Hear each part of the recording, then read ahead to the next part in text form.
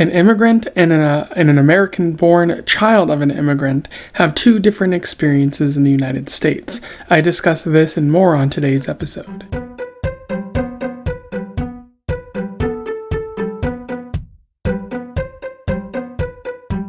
Welcome back to Around the Weird, a booktube channel where I talk about all the unusual and out of the ordinary literature that I've found in my travels, and sometimes I talk about some normal literature too, as is the case today. Today's book that I want to talk about is a book that is about immigrants. I am referring to Paper Names by Susie Luo, which was published in 2023. For those who don't know, Susie Luo is a American writer, Chinese American writer, who has been getting their work published pretty recently, it would seem. They initially started as an investment banker, maybe a lawyer type, which probably influenced this work right here, because there are lawyers abound in this work. She's only gotten one book published so far, which is this book. It's an interesting start. I have a number of problems with this book, but I would be very interested in seeing what else Susie is going to write in the future. I should also point out that this is a Bevan read. My friend Bevan sent me a number of books when they moved to India, some that they didn't want to take with them. And this was one of them, and unfortunately, I don't think it's going to make the year-end list. I know Bevan has made a lot of good recommendations in the past. This, unfortunately, I don't think is one of them, and I'll explain why in the analysis section. I should also note that because this book was published within the past couple of years, I will not be spoiling what happens in the summary section, but that might come up in the analysis section.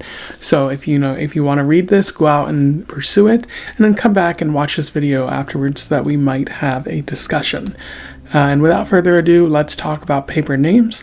I will do a summary, a little bit of analysis, and we will move on from there. So Paper Names actually focuses on three different characters. There's Tony, who is a Chinese immigrant, taking care of his family. In China, he was an engineer, doing great work, had all of his needs met, but he aspired for greater things and wanted to take care of his family, so he moved to America, and is now working as a doorman at the beginning of the story.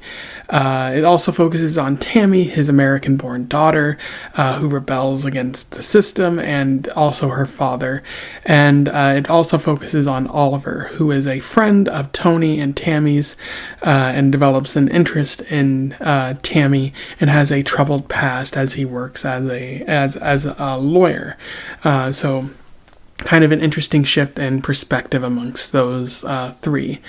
Again, at the beginning of the story, we see that Tony works as a doorman for fancy apartments. Most of the people just ignore him, but he does make a fair bit of money, and he's also studying to become a computer scientist, because he has to start over when he gets to America. And he ends up striking up a friendship with one of the residents named Clara, and he also has trouble with his daughter. She kind of rebels and mouths off against him, and he responds by smacking her a couple times, which goes against what he wants to do because he doesn't want to be like his father, who was abusive to him, but he finds himself sort of compelled to do that, and it's a bit upsetting to see, and it creates a rift between the two that lasts throughout the story. And one day, Tony is working as the doorman when a mugger tries to rob his friend Clara, and he stops the mugger, beats him up pretty bad, and is regarded as a hero doorman in the community. He sort of uses that to sort of get a better position in life as time goes on. Oliver works as a lawyer for a sketchy law firm. His grandfather went to jail for embezzlement, and he has a troubled relationship with that man. And Oliver thinks some of the other lawyers are pretty sketchy at times, but doesn't really do anything to stop them from being sketchy. And when Clara throws a party for Tony, like Tony's family shows up, Oliver also shows up, and he develops an interest in Tammy. Kind of seems like romantic, even though she's a very young, teenager at this time, and he's an adult. So it's kind of a sketchy relationship that Susie never really fully addresses there. But Oliver helps Tammy with the piano, and then later he helps her get into Harvard, again developing a strong friendship that seems to blossom into something more. Pretty early in the story, Oliver has a relationship with a woman that he isn't fully ready to commit to, even though he loves her. He tries to adopt a dog with her, but he doesn't. He realizes that's not what he actually wants, and he stops just short of that. And I think they even break up at some point. Tony manages to get a cool software job, but he feels like they're holding his immigrant status over him and not giving him a promotion that he deserves. Tammy even gives him the advice on what to do, and especially because the organization is sort of committed to giving him a promotion since he's on a certain visa, which he does, and he fights for it, and he ends up getting that, and he comes to love his daughter even more at that point. And then later in 2009, because this story takes place in the 90s and 2000s, before 2016 really, which would probably fundamentally change the nature of the story, I think.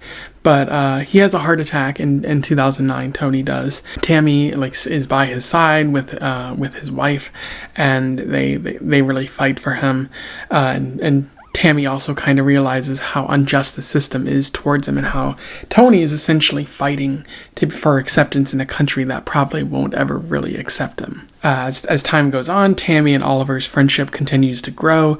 Oliver sets Tammy up with a man named Vince, and they get engaged as well, although Tammy doesn't really seem that interested in Vince.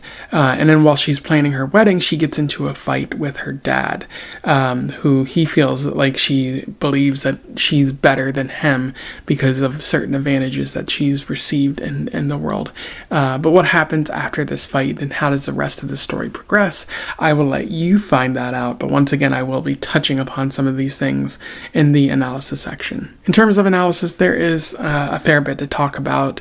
One of the ideas, the themes, the sort of aspects of this story that Susie Luo is talking about is immigration. It seems to be a large part of the story, specifically, immigrants and then children of immigrants, and the comparison between those two types of people. So Tony and Tammy have very different experiences in America. Tony moves to America to seek a better life for his family, although people note, including his wife, note that he's really doing it for himself. Like, he was passed over for a promotion in China, and Tony notes that he'll never really reach the top of his industry like he wants, unless someone retires, which doesn't really seem all that likely. And so his only option is to wait, even though all of his needs will be taken care of in China, or move to America and start over. And he chooses to seek that better life, not only for himself, but also for his daughter, who will certainly have more opportunities than she might have in China.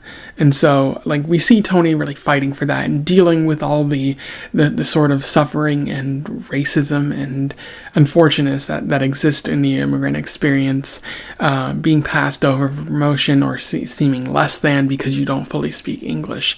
But meanwhile, Tammy's experience is quite different. She is born in America, and so she doesn't really have that experience of growing up in China and knowing what it was like living there, and certainly the good and the bad that comes with it. And Tammy's natural spirit is to rebel. She rebels against her family, mouthing off against her father, questioning everything about him, sometimes saying hurtful things to garner a reaction from him, and also, rebelling against the system, not content with how things are, questioning it at every turn, not wanting to simply assimilate as her father wants to do, because you can have more. The United States system can give you more and should give you more, in her opinion, and it shouldn't just be that you keep your nose down and hope no one will notice you, because if you're truly brilliant, as Tammy believes that her father is, then great things should come to you. And all of this really creates a difficult father-daughter relationship. somewhat abusive at times. There is a sense of love there, but because of the stressful situation with being an immigrant in America, and because Tammy's sort of being torn in another direction by people who are much wealthier than her, that creates a bit of a strain on the father-daughter relationship. And Tammy even comes to realize that maybe there was never a father-daughter relationship to begin with, that it was different in nature. Allow me to read you an interesting quote from this. "At my most cynical, I hadn't seen our relationship as parent and child. I'd seen us as a transaction. He was the investor and I his speculative stock." And there you see the interesting sort of dynamic there, that I think both Tony and Tammy kind of realize. Like, when Tony leaves China, he's like, this will be an opportunity for my daughter to do greater and greater things, kind of elevating the family. And Tammy kind of senses that as she's growing up. It's not enough to simply do good things and hope for the best for the family and for yourself. You have to be the very best. Her father has to keep pushing her so she'll pick up the skills necessary to thrive in America and achieve the American dream, which is really hard and difficult to obtain. Tammy comes to not really like that, because what is this all for? Even though Tony is eventually an American, it doesn't necessarily mean that he's accepted as an American. He'll still always be Chinese to the worst people out there in America. And so you see a real difference here forming, as Susie Luo points out. Tony's persisting, keeping your nose down, and Tammy's decision to question everything. Two different experiences for people who have, different immigrant experiences. Tammy being the child of an immigrant, and Tony being, the sort of like, the picture of an immigrant from another country, believing that if you keep your nose down, things will work out well for you. And there are pluses and minuses to both Tony's and Tammy's sort of direction that they choose to head in. But Luo is trying to highlight how that affects their familial relationship, and I think she does a particularly good job at that. Luo is also highlighting class in this story, and I think the way that she does that is by comparing Oliver's comfortable lifestyle with Tony's struggle. Oliver has everything handed to him. He has a sort of inheritance, a trust fund from his grandfather.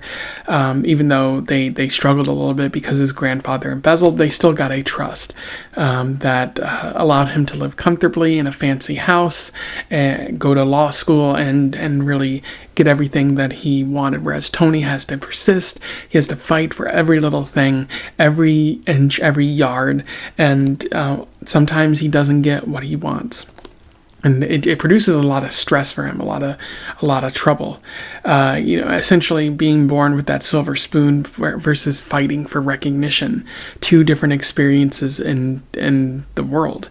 Tony, the servant class; Oliver, the owner class, the upper class in society. Luo also points out that both Kim and Tony come from different places in China, Kim being from a wealthier background and Tony not having as much, and being kind of bullied by his father to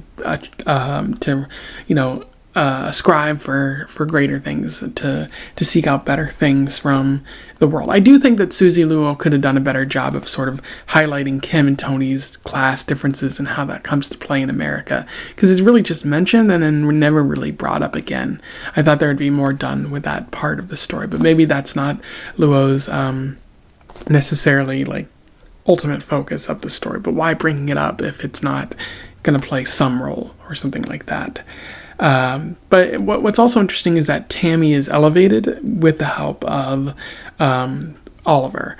He sees Tammy, kind of falls in love with her, and gives her the skills and know-how to become more competitive in this world. He gets her into Harvard, he helps her get a lawyer job, which elevates her class, and then he helps her find love with a very wealthy family. So Tammy is giving quite a bit, but in doing so, she's able to see through the bullshit, knowing that, just because these people have more, that doesn't necessarily mean that they've earned more, especially after the end of the story where Oliver and Kip, Oliver's friend, accidentally run over and kill Tony. She kind of realizes that the system does not reward the best among us, it rewards the worst. I'll talk more about that in a few moments, but being elevated does allow her to kind of see the full picture in a way that she wouldn't get if she was born upper class and told that she was great, and that she's earned everything throughout her entire life. So key differences there. I do think this kind of theme of class is undermined by Tony's quick success, and it does take some time, and he's never fully seen as an American because he's from China. But he still has money. He's still able to buy a house. He's still able to live pretty comfortably, even if his neighbors don't accept him. So this persistent struggle doesn't really last very long, and Tammy is just elevated. And the way that happens is that Oliver kind of picks her out, and that doesn't really happen a lot with immigrants. Like in the story Beautiful Country, there's a sort of obsession that one wealthy man has with Asian women, but you don't really see that here. It's just Oliver does it out of a sense of guilt or the goodness of his heart or something like that. So if Luo is trying to make a point about class here, it's not, it doesn't land as well as I think she could have done. Another important aspect of the story is Tammy's frustration with the system. She sees her dad suffer throughout her entire life, going through a lot of stress, having a heart attack because of that stress, dealing with people who don't like him, and all he's really seeking is a chance to be elevated in this country, to achieve the American dream, but he's doing so in a country that despises him, that despises immigrants at large. More of this frustration comes from the fact that she's in a job where she sees people acting unethically, acting in a way where if Tony were to act that way, he would be deported. He wouldn't be seen as welcome in this country. But it's okay for white Americans born in the country to act unethically and cheat the rules and run people over and do other terrible things. Essentially, the meritocracy is a lie. There's that myth of the meritocracy where only the truly worthy and the truly talented are going to be elevated. But if that's the case, why is it that these truly awful people who barely know how the rules work and are willing to break those rules, how do they get to the top? How does the dumbest man alive become president? How do people who have nothing but anger towards the rest of humanity achieve power? The American system does not reward the most talented, it rewards the most conniving, the people who obviously deserve power the least but have the money and the means to obtain it. And Tammy realizes that, and she becomes so frustrated, so upset with Oliver when she kind of sees through all of this.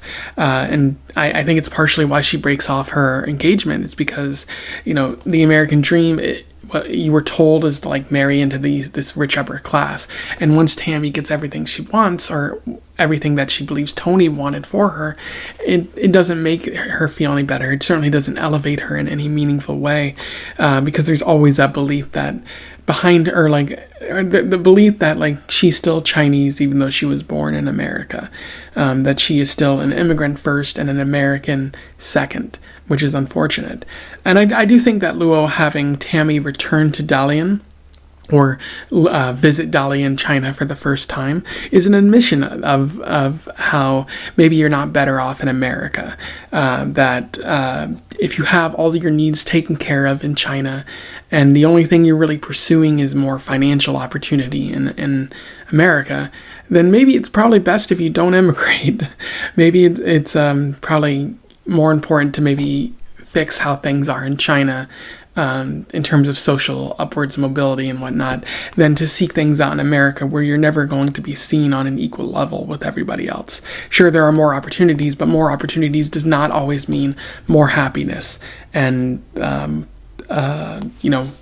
better. It doesn't always equal better, is what I'm trying to say there. Luo does have some interesting things to say in this story, but I do think that there are a number of problems that really sink this story.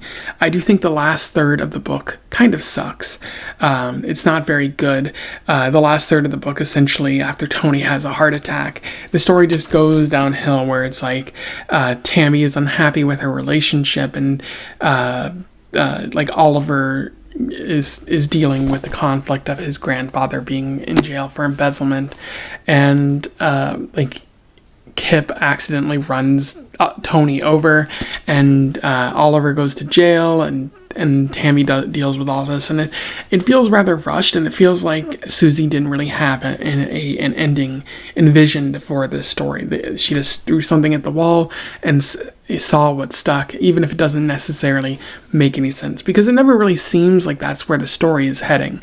Like, it would feel more natural if Tony maybe lost his job or something like that. Like the moment where he was actually seen as not fully an American, instead of just running him over in a weird way. Because it never really seems like Oliver and Kip are the kind of people who would do something like this.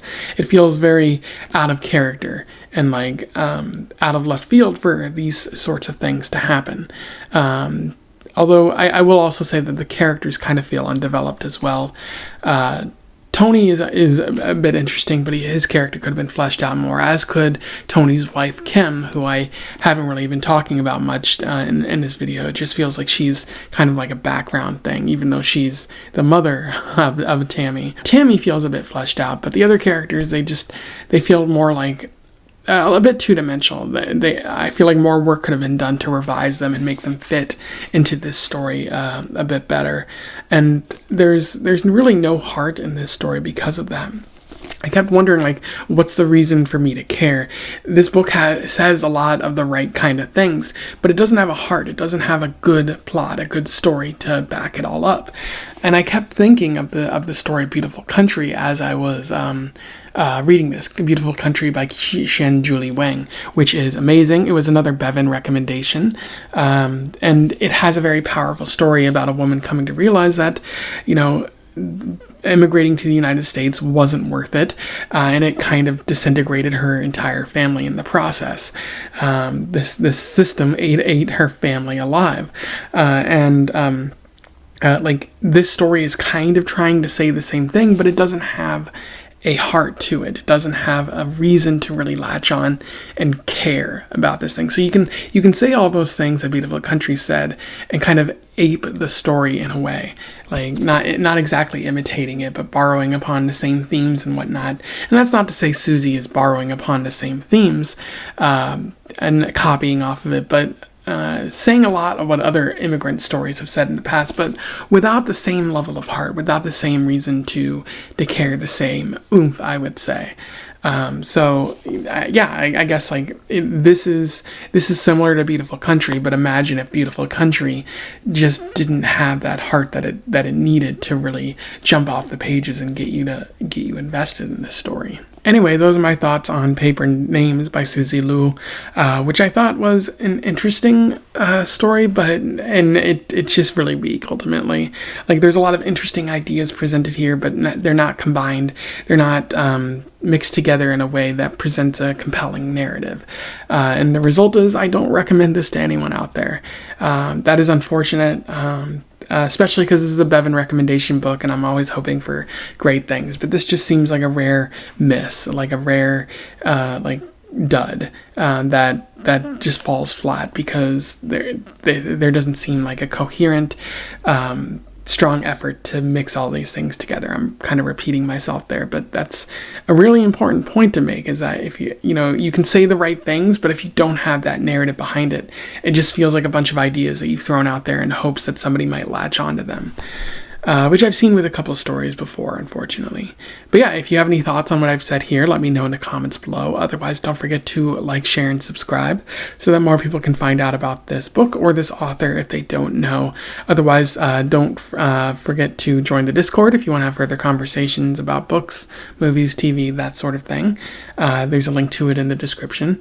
And until then, I wish you the best of luck in your weird and immigration travels. Farewell.